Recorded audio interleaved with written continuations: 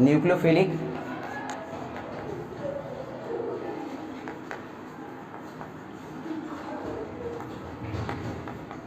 Nucleophiles and दूसरा electrophiles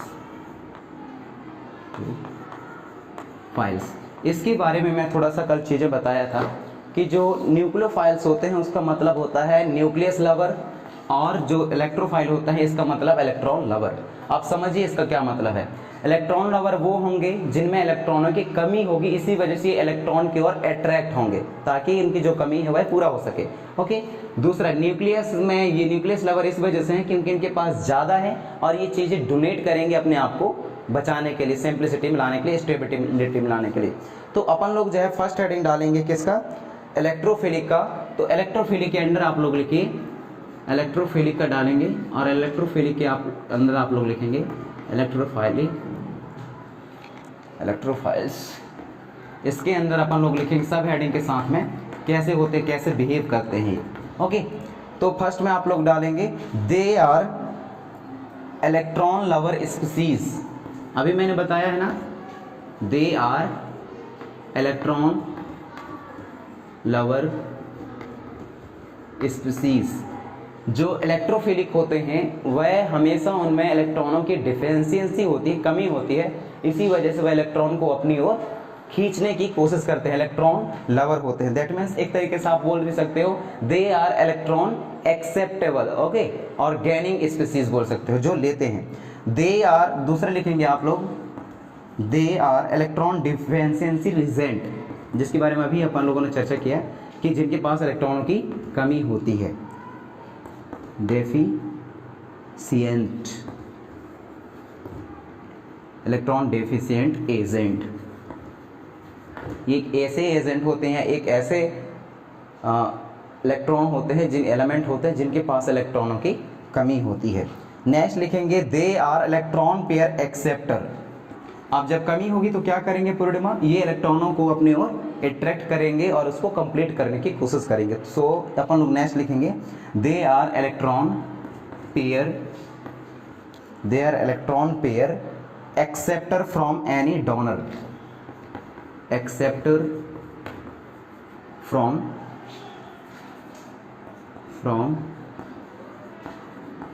any donor.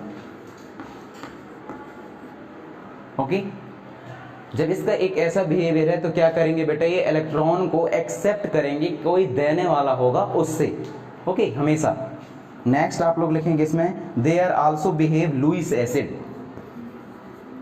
They are also behave Lewis acid, Lewis acid की तरह behave करेंगे। Lewis acid ये एक तरीके का कैटलिस्ट वो है, एसिड है जो अपनी अटेंडेंस शो करने के बाद जो है रेट ऑफ रिएक्शन को बढ़ा देता है। एक तरीके से ये लुईस एसिड कहीं पाए जाने वाला चीज़ें नहीं है, जैसे कि अपन लोग बात करते हैं स्टिंग ऑफ इंसेक्ट के, मतलब छोटे छोटे कीड़ों के टांग में फॉर्मिक एसिड पाई जाती है। ओके, नींबू की बात करते हैं, लेमन में एसिड पाई जाती है। ओके, तो इसी तरीके से इसका सोर्स ऑफ एसिड नहीं है लुईस एसिड का, सिर्फ एक ऐसी चीज़ है जो कॉम्बिनेशन से बनती होगी और एज अ कैटलिस्ट यूज होते हैं। क्या क्या लिखा अपन ने इलेक्ट्रोफिलिस के तौर पर लिखा, they are electron lover species, ये अपने इलेक्ट्रॉनों को अपनी ओर खींचने की कैपेबिलिटी ज़्यादा होती है, इलेक्ट्रॉन से लव करते हैं। दूसरा क्या लिखा अपन लोगों ने, they are electron deficiency agent, मतलब जो है इनमें इलेक्ट्रॉनों की हमेशा कमी होती है, उसको हमेशा फुल करने की कोशिश करते हैं, फुलफिल करने की कोशिश करते हैं। नेक्स्ट क्या लिखा, they are electron pair acceptor, और जब कभी भी इलेक्ट्रॉन लेते हैं तो पेयर में लेते हैं, मतलब डबल इलेक्ट्रॉन लेंगे और एक्सेप्ट करते हैं। किससे एक्सेप्ट करते हैं, कोई भी जो डोनर होता है उससे। नेक्स्ट लिखे हैं they are behave also like a Lewis acid. इसमें एग्जाम्पल करके लिखिए बेटा, एग्जाम्पल करके आप लोग लिखेंगे H3O plus NH4 plus, okay, then hydrogen plus, then CH3 plus, इसके बाद NO2 plus.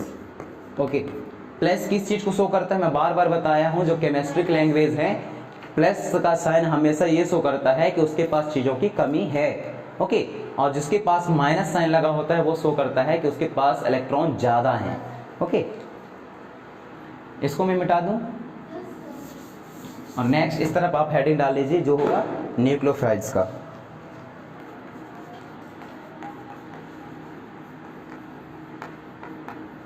nucleophiles. Okay, so under the nucleophiles you can write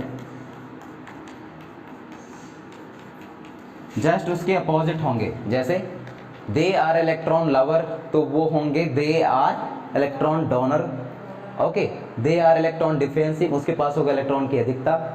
इसके बाद लिखा they are electron pair acceptor तो वो होंगे इलेक्ट्रॉन पेयर डोनर, उस तरीके से। ठीक है, तो लिखिए they are nucleus loving species होते हैं, they are nucleus loving species. Next आएगा they are electron rich reagent, मतलब इनके पास इलेक्ट्रॉनों की अधिकता होती है। They are electron rich agent, rich मतलब होता है धनवान, reagent rich reagent. Okay, next अपन लोग लिखेंगे इसमें they are electron pair donor, उसमें लिखा था एक्सेप्टर तो इसके डोनर होंगे। दे आर, यस ये डोनेट करते हैं, they are electron pair donor to any acceptor, किसको देते हैं, जो कोई भी एक्सेप्ट करने वाला होता है उसको, एनी एक्सेप्टर, किसी भी एक्सेप्टर को इलेक्ट्रॉन दे देते हैं ये, हाँ जो मंगाता है, जिसको जरूरत रहती है। इसके बाद लिखें they are also behave Lewis acid,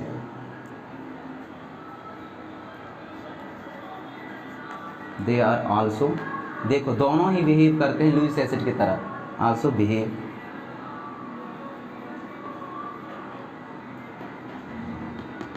Lewis acid, हाँ लुईस एसिड की तरह। अब देखो एग्जाम्पल में क्या आ जाएगा बेटा, जितने भी उसमें माइनस थे अब इसमें सॉरी उसमें प्लस थे तो इसमें माइनस वाले रहेंगे। तो एग्जाम्पल में आप लोग लिख लीजिए, एग्जाम्पल में इसमें दिया हुआ है क्या, न्यूक्लियोफिलिक का, इलेक्ट्रोफिलिक का नहीं दिया होगा, अपने नोट्स में दिया होगा कुछ बहुत।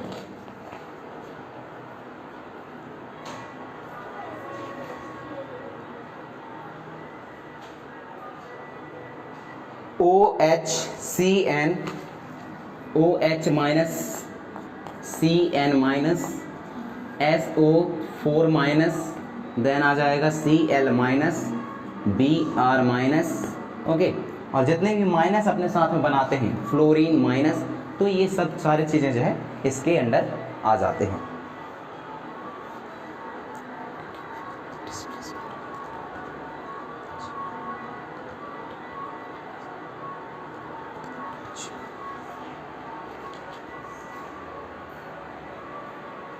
कंप्लीट हो गया है।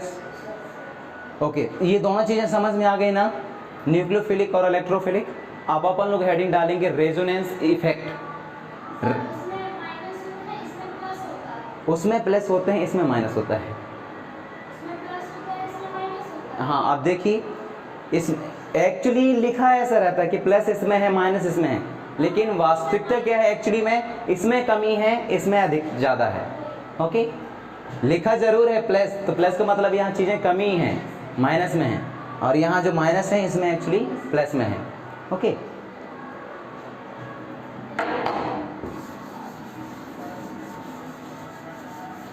रेजोनेंस स्ट्रक्चर में आ जाइए।